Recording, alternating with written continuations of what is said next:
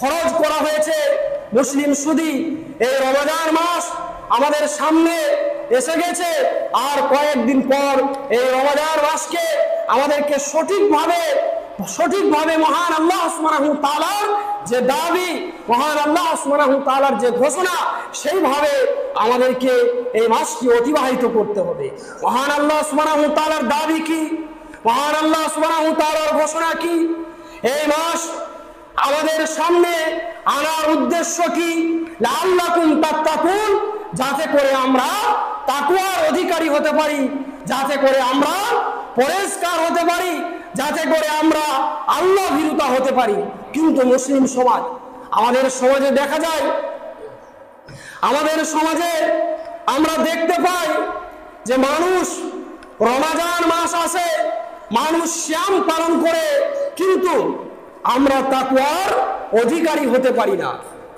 প্রত্যেক বছর এই রমজান মাস আমাদের সামনে আসে, আমরা সিয়াম পালন করি, আমরা রোজা রাখি, তারপরে যেমনি ভাবে আমাদের কাছ থেকে এই রমজান মাস ছেড়ে চলে যায়, তখন দেখা যায় আমরা যেমন ছিলাম তেমন হয়ে গেছি।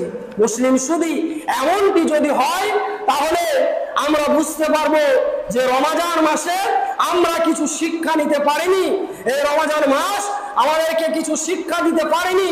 মহান আল্লাহ সুবহানাহু ওয়া তাআলার যে দাবি, লাআল্লাকুম তাত্তাকুন, তোমরা তাকওয়ার অধিকারী হয়ে যাও, তোমরা আল্লাহ ভীরুতা হয়ে যাও। কিন্তু মুসলিম শুধু আমরা তাকওয়ার অধিকারী হতে পারি না, আমরা আল্লাহ ভীরুতা হতে পারি না, আমরা 5 ওয়াক্তে সালাতকে আমরা আদায় করতে পারি না। রমজান মাস আমাদের কাছ থেকে ছেড়ে চলে যায়, আর আমরাও 5 ওয়াক্তে সালাত ছেড়ে দিই, আমরা তাকওয়ার অধিকারী হতে পারি না, পরেজগারিতা হতে পারি না। তাহলে মুসলিম শুধু এই রমজান মাসে আমরা কি শিক্ষা নিলাম? এই রমজান মাস আমাদেরকে কি শিক্ষা দিল? এমনটি ভাবে যদি সিয়াম পালন করা হয়, তাহলে সেই সিয়াম মহান আল্লাহ সুবহানাহু ওয়া তাআলার দরবারে কবুল হবে না। এমন ভাবে সিয়াম বা রোজা পালন করতে হবে যে মহান আল্লাহ সুবহানাহু ওয়া তাআলার যে দাবি, রমজান মাস আমাদের সামনে আনার উদ্দেশ্য, মহান আল্লাহ সুবহানাহু ওয়া তাআলার ঘোষণা যে তোমরা তাকওয়ার অধিকারী হয়ে যাও, তোমরা পরেজগারিতা হয়ে যাও। তাহলে এই রমজান মাস আমাদের সামনে আসবে, রমজান মাস আমাদের সামনে অতিবাহিত হয়ে যাওয়ার পর আমাদেরকে এমন ভাবে আমাদের জীবন অতিবাহিত করতে হবে যে রমজান মাসে আমরা যেমন ভাবে 5 ওয়াক্তে সালাত আদায় করি, যেমন ভাবে আমরা মহান আল্লাহ সুবহানাহু ওয়া তাআলার জিকির আজকারে, মহান আল্লাহ সুবহানাহু ওয়া তাআলার স্মরণে, ইবাদত বন্দেগীতে আমরা যেমন ভাবে কাটাই, ঠিক তেমন ভাবে রমজান মাস শেষ হয়ে গেলেও আমাদেরকে সেই রকম আমরা যদি আমাদের জীবনকে অতিবাহিত করতে পারি, তাহলে আমরা সফল কাম, নইলে সফল কাম নয়। মুসলিম শুধু এবার আসুন, এই রমজান মাস আমরা কিভাবে অতিবাহিত করব, আর আমরা এই রমজান মাস কিভাবে অতিবাহিত করি, মহান আল্লাহ সুবহানাহু ওয়া তাআলা এবং নবী মুহাম্মদ রাসূলুল্লাহ সাল্লাল্লাহু আলাইহি ওয়াসাল্লাম কিভাবে এই মাসটিকে কাটাতে বলেছে, কিভাবে অতিবাহিত করতে বলেছে, আর এই রমজান মাস আমরা কিভাবে কাটাই। মুসলিম শুধু এই সিয়াম শব্দের অর্থ হচ্ছে ব্রত থাকা। শরীয়তের পরিভাষায় মহান আল্লাহ সুবহানাহু ওয়া তাআলার উদ্দেশ্যে, মহান আল্লাহ সুবহানাহু ওয়া তাআলার আদেশ ক্রমে শুভে সাদেক থেকে সূর্য অস্ত পর্যন্ত স্ত্রী সহবাস, মিথ্যা কথা, জুলুম নির্যাতন, চুগলখুর গীবত, পরনিন্দা, পরচর্চা থেকে বেঁচে থাকার নামই হলো প্রকৃত সিয়াম বা রোজা। কিন্তু মুসলিম শুধু দেখেন, এই রমজান মাসে আমাদের সবচেয়ে একটি বড় ব্যাধি, সবচেয়ে আমাদের বড় একটি অসুখ হচ্ছে কি? গীবত, পরনিন্দা, পরচর্চা করা, চুগলামি করা, মিথ্যা কথা বলা, মানুষকে রাগানো, মানুষের সঙ্গে উল্টাপাল্টা কথা বলা। মুসলিম শুধু জেনে রেখে দেন, যদি আমরা সিয়াম অবস্থায় গীবত, পরনিন্দা, পরচর্চা, চুগলামি, জাসুসি যদি আমরা করতে থাকি, যদি আমরা মিথ্যা কথা বলতে থাকি, মানুষের সঙ্গে ঝগড়া করতে থাকি, ফিতনা ফাসাদ এর মধ্যে যদি আমরা লিপ্ত হতে থাকি, কাছে রোজা রাখা আর না রাখার কোনো পার্থক্য নেই। মানে এক ব্যক্তি সকাল থেকে নিয়ে সন্ধ্যা পর্যন্ত সব কিছু খেয়ে যাচ্ছে, আর আমি আপনি সকাল থেকে সন্ধ্যা পর্যন্ত সূর্য সাবেক থেকে নিয়ে সূর্য অস্ত পর্যন্ত আমরা উপোস থেকে আমরা সিয়াম পালন করে যদি মানুষের গীবত করি, পরনিন্দা পরচর্চা যদি আমরা করতে থাকি, তাহলে ওই ব্যক্তি সকাল থেকে সন্ধ্যা পর্যন্ত খেয়ে যাচ্ছে, আর আমি আপনি যে না খেয়ে থাকছি, এটা মহান আল্লাহ সুবহানাহু ওয়া তাআলার কাছে কোনো পার্থক্য নেই রোজা রাখার না রাখা। তাহলে দেখেন, সকাল থেকে নিয়ে সন্ধ্যা পর্যন্ত এত কষ্টের পর কষ্ট করে আমরা সিয়াম পালন করছি মহান আল্লাহ সুবহানাহু ওয়া তাআলার আদেশ ক্রমে, কিসের হিসেবে? নেকি সওয়াবের বিনিময়ে। আর আমরা যদি এর মাঝে দিনের বেলায় যেখানে সেখানে বসে মানুষের গীবত, পরনিন্দা পরচর্চা যদি আমরা করতে থাকি, তাহলে এই সব আমরা মহান আল্লাহ সুবহানাহু ওয়া তাআলার কাছে এই সিয়ামের সওয়াব আমরা পাচ্ছি না। তাহলে আমাদেরকে কিভাবে কাটাতে হবে? আমাদেরকে মহান আল্লাহ সুবহানাহু ওয়া তাআলার জিকির আজকারে, মহান আল্লাহ সুবহানাহু ওয়া তাআলার স্মরণে আমাদেরকে কোরআন তেলাওয়াত করে সঠিকভাবে আমাদেরকে এই সিয়াম পালন করে যেতে হবে। গীবত, পরনিন্দা পরচর্চা থেকে আমাদেরকে বেঁচে থাকতে হবে। এই গীবত, পরনিন্দা পরচর্চা এমন একটা ব্যাধি, নবী মুহাম্মদ রাসূলুল্লাহ সাল্লাল্লাহু আলাইহি ওয়াসাল্লাম যখন মিরাজ ভ্রমণ করেন, জিবরিল আলাইহিস সালামকে তিনি জিজ্ঞাসা করছেন, নবী মুহাম্মদ রাসূলুল্লাহ সাল্লাল্লাহু আলাইহি ওয়াসাল্লাম তিনি দেখছেন যে এক সম্প্রদায়, তাদের তামার মুখ রয়েছে, আর তারা তাদের সেই তামার নিজেদের মুখ দ্বারা মুখমণ্ডল এবং বুকের মধ্যে চিরাচিরি করছে, রক্ত মাখামাখি করছে।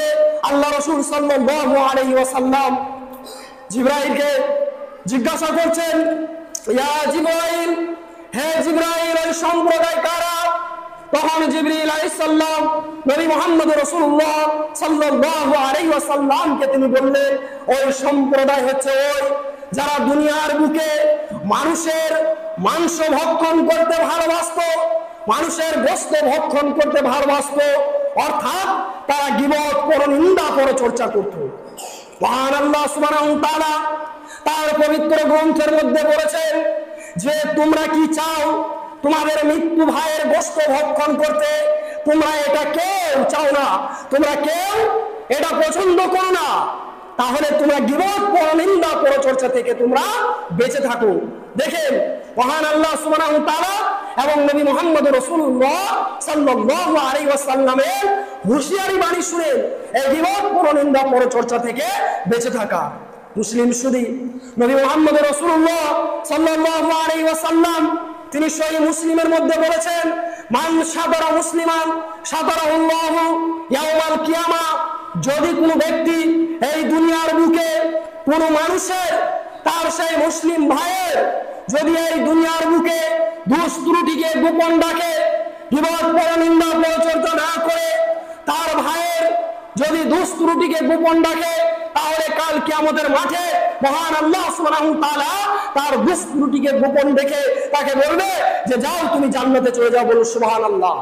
যদি আমরা এই দুনিয়ার বুকে মানুষের দোষ ত্রুটিকে গোপন রাখি, তাহলে কাল কিয়ামতের মাঠে মহান আল্লাহ সুবহানাহু ওয়া তাআলা পর্দার সামনে দেখে চুপি চুপি তিনি বলবে যে আমার অমুক বান্দা দুনিয়ার বুকে তুমি দোষ ত্রুটিকে গোপন রেখেছিলে, আর যাও আমি এই মহাপ্রলয়ের দিন এই কিয়ামতের মাঠে আমি তোমার দোষ ত্রুটিকে গোপন রেখে দিলাম, আমি তোমাকে ক্ষমা করে দিলাম, যাও তুমি জান্নাতে প্রবেশ করো। তাহলে মুসলিম শুধু দেখে আমরা যদি এই দোষ ত্রুটিকে গোপন রেখে পরনিন্দা পরচর্চা না করে, তাহলে কাল কিয়ামতের মাঠে এর প্রতিদান হিসেবে আমরা যদি মহান আল্লাহ সুবহানাহু ওয়া তাআলার কাছে জান্নাত পেতে পারি, আমরা যদি মহান আল্লাহ সুবহানাহু ওয়া তাআলাকে খুশি করতে পারি, তাহলে এটা কি আমাদের জন্য মহান আল্লাহ সুবহানাহু ওয়া তাআলার কাছে বড় পাওয়া নয়?